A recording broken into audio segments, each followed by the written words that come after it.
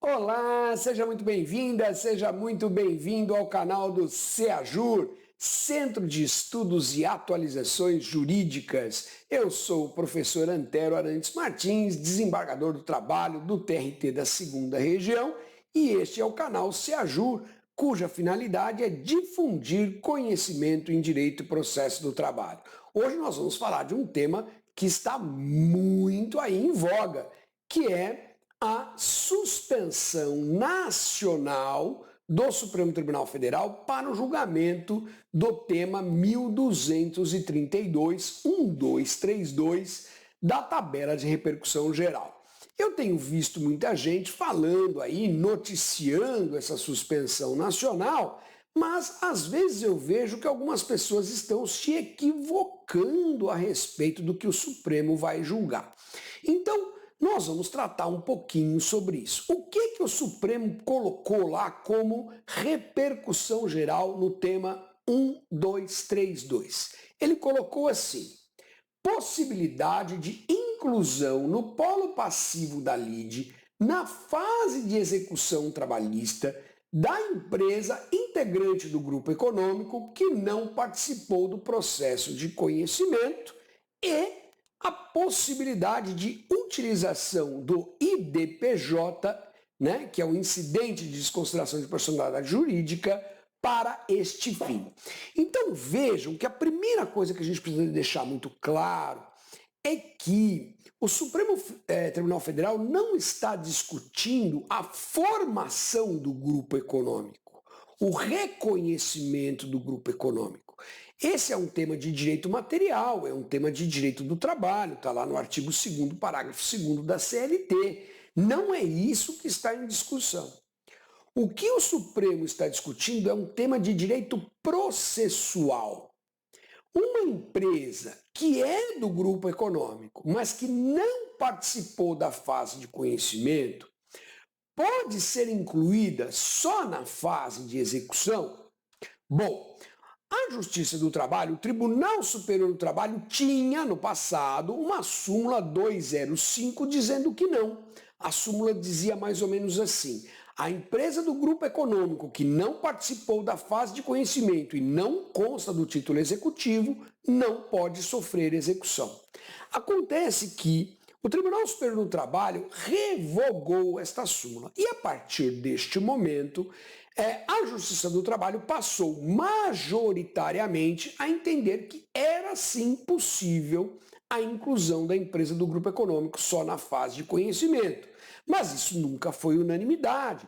Fortes vozes doutrinárias e respeitáveis vozes doutrinárias, como por exemplo o ministro Sérgio Pinto Martins, sempre defenderam que não podia, porque isto violava o princípio do devido processo legal, que está na Constituição Federal. Ninguém será privado de seus bens e de sua liberdade, ou de sua liberdade e de seus bens, sem o devido processo legal. Pois bem, mas a Justiça do Trabalho majoritariamente fazia esta inclusão. O que acontece é que esta matéria chegou no Supremo Tribunal Federal como uma possível violação ao Código de Processo Civil, mais precisamente ao artigo 513, parágrafo 5º do CPC, que diz que o cumprimento de sentença não será direcionado para aquele que não participou da fase de conhecimento.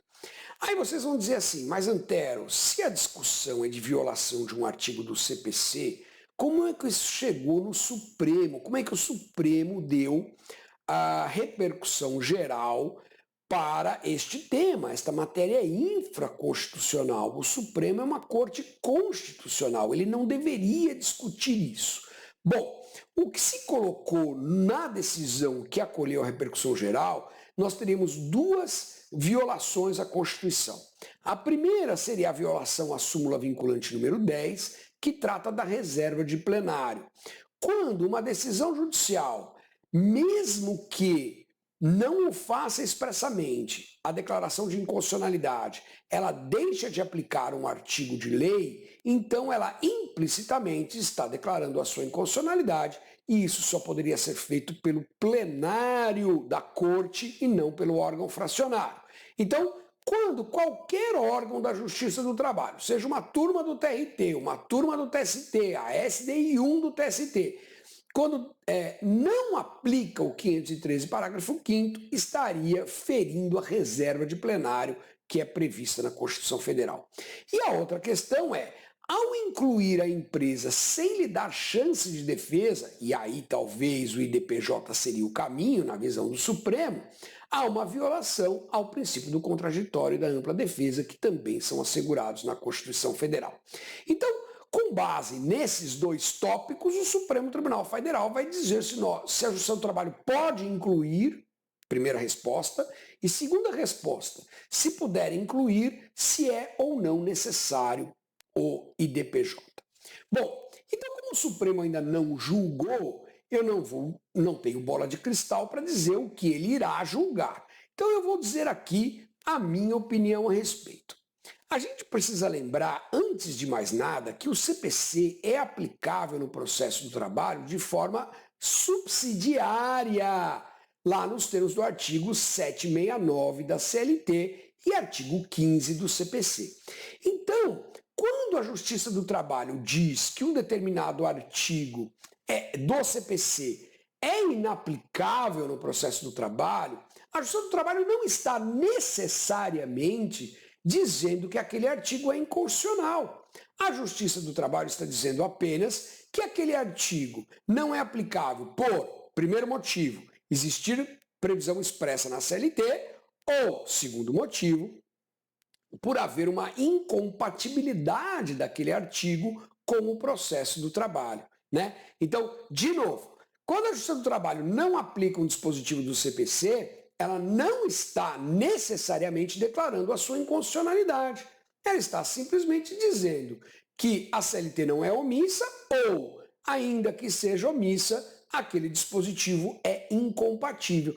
Daí porque não poderia o Supremo Tribunal Federal, data máxima, vênia, entender que ao afastar a aplicação do artigo 513, parágrafo 5º do CPC, a Justiça do Trabalho está, ainda que indiretamente, declarando a sua inconstitucionalidade. Não, ela está apenas dizendo que aquele dispositivo é inaplicável ao processo do trabalho, é incompatível com o processo do trabalho. E faz sentido. Por quê? Porque o seu trabalho adota a teoria do empregador único.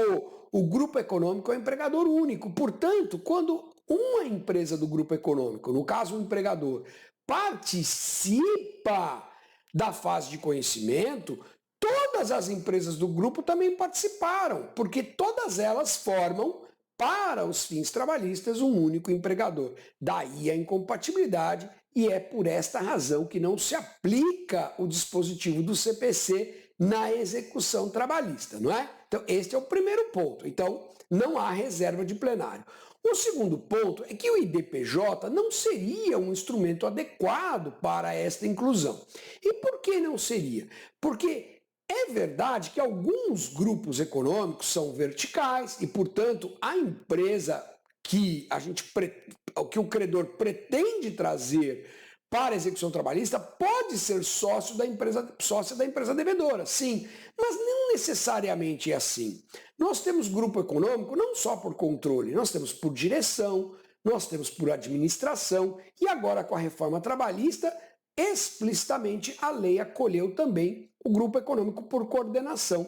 Então, se eu fizer um IDPJ da empresa devedora, não necessariamente eu vou encontrar como sócias as empresas do grupo econômico. Elas podem não ser sócias, elas podem formar grupo econômico por coordenação, por administração, por direção e não necessariamente por controle.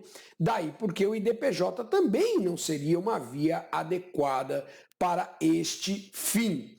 Tá certo, pessoal? Então, o que se espera? Se espera que o Supremo Tribunal Federal, ao analisar esta questão no mérito, verifique que a Justiça do Trabalho não está violando a reserva de plenário, porque não está declarando a inconstitucionalidade da lei, e também não há aplicabilidade do IDPJ no caso concreto. E se o Supremo chegar a esta conclusão, ele então terá que reconsiderar o posicionamento de que havia repercussão geral e dizer, olha, na verdade essa matéria é infraconstitucional e o Supremo não vai se meter neste assunto. e aí dizer que o tema não tem repercussão geral. O Supremo já fez isso outras vezes. Faz um acórdão reconhecendo a repercussão geral e depois, quando vai julgar o mérito, verifica que não tem repercussão geral e, portanto, cai para a tabela dos temas sem repercussão geral. Pode acontecer, e é isso que a gente espera que aconteça. Antero, você acredita nisso? Não, eu não acredito. Eu não tenho bola de cristal, mas assim, a sensação que eu tenho é que o julgamento, se eu tivesse que apostar em algum dinheiro no resultado, eu diria que o julgamento seria que é possível, mas tem que fazer o IDPJ. Me parece que o Supremo caminha nesse sentido. Mas o que eu espero, o que eu defendo, é que o Supremo dissesse que essa matéria é infraconstitucional e não tem repercussão geral, não exige a atuação do Supremo Tribunal Federal.